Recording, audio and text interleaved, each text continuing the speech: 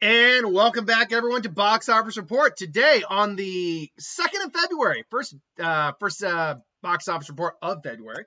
And I believe I did. I was close, at least, with the box office. Dogman came in number one with $36 million. Companion came in with $9.5 million, which I'm getting another tab open here real quick. Is actually a lot better than you might think. Let's see here. Then Mufasa made number 3 again when there was 6.1. One of them days, 6 million for number 4 spot, and Flight Risk rounds out top 5 with another 5 million. Dogman debuting at $36 million. Now I don't know what the actual what's Rotten Tomatoes say? What did the critics think about Dogman? It's Dogman, based off of a series of books by the same guy who did Captain Underpants. I saw my review for It's Up, same with Companion. I didn't hate the movie. Honestly, I did not hate them. I liked it far more than I thought I was going to like it. 76% for the critics, 87% for the audience. That's about right. That seems about right. This is definitely something you take your younger kids to. It's not going to be anything amazing, but there's some jokes for adults. You know, you'll actually get some legit laughs, I think. And look, a $36 million opening weekend. Now, correct me if I'm wrong. I think this does now put it in the, not world, well, it doesn't make it the highest grossing film of the year to date. But I think for January releases, I believe that does eke it just into the top 10 all-time releases in January, if I recall. It would have had to have made 38 million to do that. All right, whatever. Not a big deal. 36 million is a good number. It's only made on 40 million, which means the cardinal rule for any movie when it's opening is if it can make about half its budget back, it's got a good shot at making its money back and making a profit. Well, this film's only made on 40 million. And you got to factor probably only 20 million in marketing. Maybe 30 if I'm being generous with my guessing here. But I would lean towards more 20. And look, either or, that means this film's either got to hit, it's got to hit between 90 million and 105. So it's got a good starting point, though. It does have a good starting point. It is starting from a good number. It's got a good starting number, is what I was trying to say. But it's going to be the legs that are the question. What's the legs on this film going to be? Because not this week, but the following week, we got Paddington in Peru, which is going to smash this thing in the face. It might not be an actual animated film, but that don't mean shit in this case. That is a family 4-quadrant film right there, and that is going to hurt it immensely. Plus, you also got Captain America, which a lot of kids still like superheroes, so despite what people tell you, there's no such thing as superhero fatigue. It's bad. It's mediocre movie fatigue. But yeah, otherwise, like Heart, Eyes, Love Hurts, nothing next week's going to hurt it. And after that, you don't have anything really coming up for this type of genre of film until, was it Zoopocalypse, which I finally saw a trailer for because they released like a week ago, and it's not quite the movie I was hoping for. So, anyway, but good for Dogman. It's a good opening number. Companion made $9.5 million in its opening weekend, with an extra 5.5 internationally for a worldwide total of 15 million. This is actually really good because the film is only made on $10 million. That means, and I'm willing to bet we didn't get much more because we only got the 2 trailers. That's it. We got the one where we didn't know what the hell was going on, and then the one where we know what's going on. By the way, this description right here: a billionaire's death sets off a chain of events for Iris and her friends during a weekend trip at his lakeside estate. You gave the reveal away in the trailer of what the reveal is. We know what the reveal is. Why not just put it in the goddamn description? I don't know. That's a me thing. But look, 9.5, 15 million worldwide against a $10 million budget. You're looking at a film that probably has to hit, I don't want to say 10 million in marketing. I don't think it's 10 million. It's probably like 15 to 20. Very rarely is it's like 10 million. Because there are, let me Google Companion real quick here. companion. Nope, not companion movie marketing budget. Budget. Okay, marketing budget. Not companion is only getting getting a marketing spend of 10 million. Marketing spend. Okay, 10 million despite strong. Okay, so all right, if that is true, that's what I'm getting there. That the marketing itself was also $10 million. Then that means this film is actually already doing pretty well. It needs to hit 30 million. That's what it needs to do. Now, I don't know what the legs on this are going to be, similar to Dogman. It is a film that I don't know really how to describe its rewatchability. I had a good time with it the first time. I don't know if I would go to see it again on my own. Maybe if someone I knew hadn't seen it and wanted to, I'd go see it again. In fact, I would definitely do that. So I guess it's going to come down to word of mouth. That's what's going to have to be. But at least, let's put it this way, at least this weekend, in terms of the total box office, is a lot better than last weekend. Because the last weekend, it was pitiful. Not one movie, double-digit numbers. Not even like the releases. No, Flight Risk came out last week. So it was like one movie, but it was like $10 million. It was so pitiful. Here, we at least have a weekend where it's like, let's see, 45, 51, 67... we got a weekend that's somewhere roughly in the $70-ish range, which isn't bad. Mufasa made our 6.1 million. It's rounding. It's getting pretty done with its run. 653. I mean, it's now in the profitable range. We're now just talking about how much farther it can go. I don't think, for example, it's hitting 700. 675.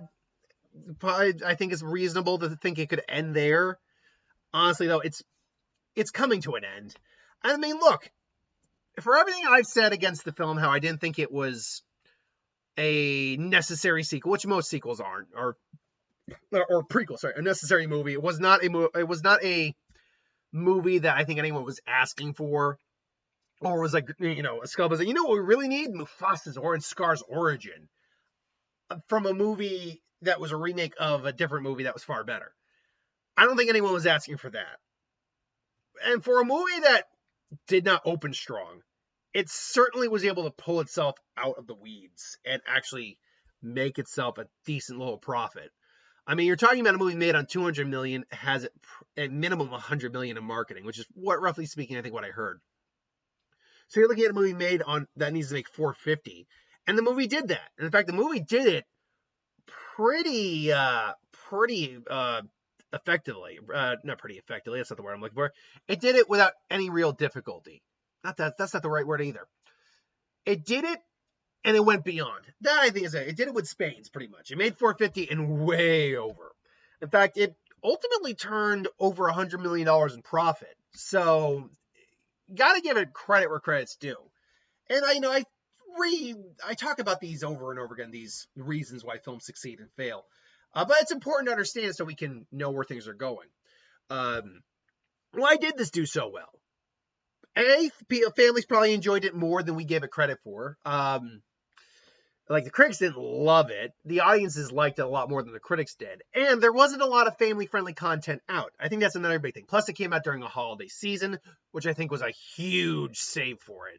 So I think those things came together and really helped out.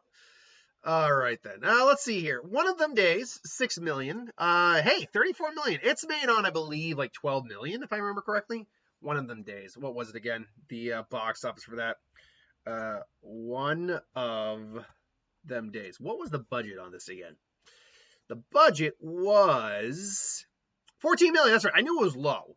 And then you want to talk about a film that probably almost certainly only had like 10 million in marketing. That's a film that only had probably 10 million in marketing. Because I only saw the trailers a couple times, not even consistently. So you're looking at a film that had to hit 36 million, and it's about to do that. It's about to break even and actually make money. So good on Sony, good on Warner Brothers, good on Disney. I mean, at least for the releases this year. Not much else to say. By the by, I didn't comment. I didn't respond to this comment, but I'll respond to it right now. I had some idiot talk to say that I don't go to movies. I just download stuff. Box office is for losers. And I immediately read this. And I'm like, okay, this is a troll. this is troll because you're the only. Why did you bother watching the video to begin with, or at least click? So B, you clearly clicked on it because you wanted to try to stir the pot. Like you just look like the idiot. But yeah, because it annoyed me first. I'm like, what? Not because he's calling me a loser or anything, whatever. But I'm like, why? It's annoying me because I'm like, why the hell are you commenting about this to begin with? I don't know. Just sad people wanting attention. So there's the little attention I can give them. Wasn't going to respond to it in the comments. God, I'm not that big of an idiot. Anyway, Flight Risk made another $5.6 million. Flight Risk is another low-budget film made only on like $25 million. So, I mean, the film at least got to its budgeted amount. Mind you, the theater takes roughly a third. But I'm not surprised. The film was entertaining, but not very good. And when you're entertaining but not good, it's not going to help you out, unfortunately. It only dropped like 50-some odd %. If only it opened to like maybe 5 million more, maybe that number would mean something. But whatever. Sonic the Hedgehog 3 made another $3.2 million. $462.5 million. It's closing out right where I thought it would, right in the Venom 3 number range between 450 and 475. And look, hey, it's now the highest grossing. It was the highest grossing last week and the previous, but still, it's the highest grossing of the Sonic franchise. It will warrant. That means it does warrant at least the fourth one to be made. Granted, they made it on the highest budget of the series with like 120. So the amount they made versus the amount that was made on isn't quite as balanced out this time around. But still, it still made its money. It still made a decent amount of money, to be honest. So there's nothing wrong with that. And yeah, same thing with Mufasa. Family film, not a lot of family content coming out, and a holiday season. So here's that. Mod 2 Man are 2.8 million. It's again pretty okay. So 1,036.7 million. So might as well round up to 37. Where does that put it in the all-time record now? Because I know it did. That means it did cross a little bit into the higher rankings, not by much, but a little bit. That puts it as the 48th highest grossing film of all time, which I knew it would do. I felt confident in that. But that means it only made grand total from where it stood last week, like 8 million more. Does it have another 10 million to catch the 46th highest spot? I don't think so. Actually, it would be more like 9 million to be fair. Let's actually if we average it out or round it up, it's just under 10 million is what it is. Does it have that left? It made only 2.8 million this week. And I don't think we're really going to see much more in the way of international coming for it. So I don't think it will, but I'm not willing to put money on that. It's small enough of a gap that it could get it still. I just don't think it will. Not that it needs to. It's now one of the highest grossing films of all time in the $1 billion club, all that. Complete Unknown made our $2.1 million, 77.9. It's still not making its money back, but we're past the point where that matters. It's got God knows how many Oscar nominations, including for Best Actor, Best Director, and Best Picture. So it's, and Best Supporting Actor with Edward Norton. And that's just Best Costume. And those are the ones I remember. So, yeah, it's fine. It's, it didn't really need to make money. So it's all good. The Brutalist, another Oscar winner, or Oscar contender at least, made us $1 odd million this week. It's not really doing much. Den of Thieves, Pantera, $49.5 million. We're now at the point where I can say this film is not going to be making Lionsgate any money this year. And that sucks because Lionsgate had a shit year last year. A shit year. They produced both The Crow and Borderlands last year. That is bad. Bad. And the amount of, I think I did the math if I remember correctly. Lionsgate was like lost hundreds of millions of dollars last year. Now, fortunately, they do have something things like the ballerina coming up this year, so maybe that will help them out. But yeah, Den of Thieves, not a good start to the year for Lionsgate. Presents. There's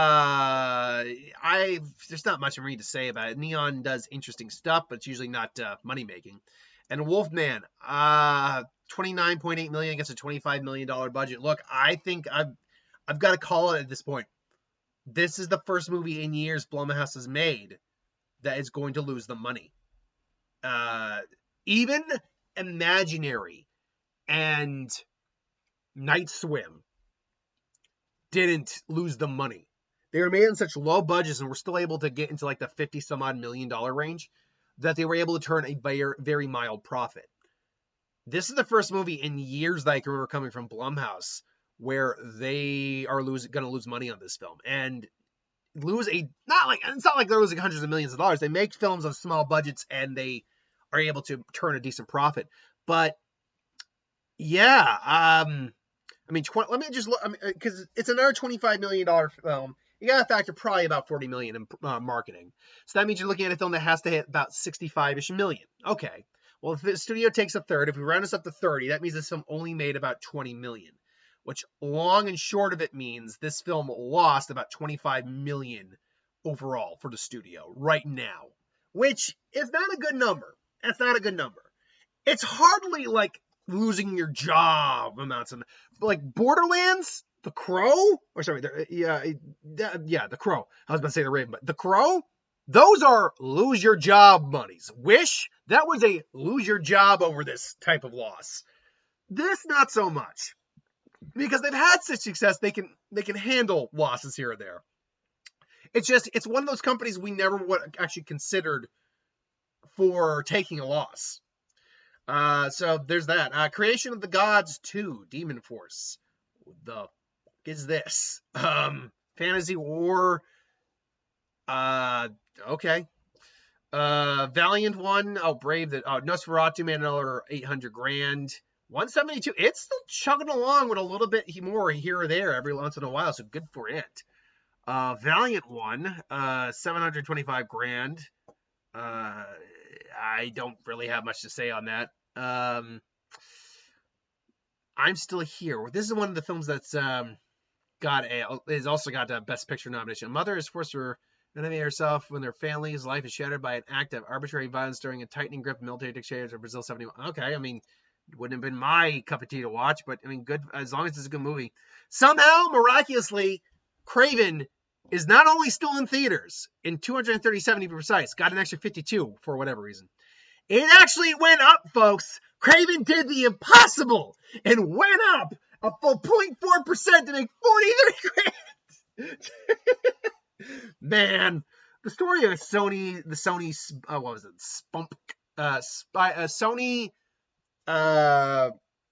Sony Marvel Universe property was a spump. I can't remember exactly what the anagram was, or the anagram. And you know what I mean. The letter signifies a word. I can't remember exactly what it is. Anyway, so 61. Yeah, it's still lost God knows how much money. So that sucks. Overall, though, that's the box office this week. Not much else to talk about. This week we got Baby Dies, Love Hurts, and Heart Eyes. That's what it is. As your two wide releases that will probably be in the top 5. But the question is, does Dogman, even if Dogman takes 50% drop, which is very possible, it's still going to make 18 million. Do Love Hurts or Baby, I keep saying Baby Eyes, Heart Eyes make above 18 million? Let's even lower it to say like 17 million, because it'll probably take above 50. Do either of them make above 7 million? I think Love Hurts could. I don't think Heart Eyes is going to. But that might still make like 13. I think Love Hurts has the best shot, but I actually am going to go Dogman in week 2. Just because I don't know if there's a big enough buzz. They didn't market Love Hurts overly strong. I mean, the trailers are good. I like the trailer, and I'll see it next week, but they didn't market it very strong. And I keep saying baby. Why do I want to say baby? Because I'm thinking baby doll, heart eyes, doll heart. Yeah, that's why I'm thinking it. But heart eyes is, I don't know. I do not know. I will go Dogman, Love Hurts, Heart Eyes, Companion, because I do think Companion should have a decent drop next week. Not decent in terms of size, but decent in terms of how much it will make. And after that, that's a good question. What did the drops look like again this week? Who do we got? It's definitely not going to be Flight Risk, I can tell you that. Oh, probably Mufasa? It took a bigger drop. It's a little higher than one of them days, and it lost less theaters. I'll go Mufasa. So again, I'll go Dogman, Love Hurts, Heart Eyes, Companion, Mufasa. That's going to be my predictions. But what do you got next week? Let me know in the comments below. Thanks for watching. I hope you enjoyed. Like, comment, share, subscribe, and I'll see you next time. Later.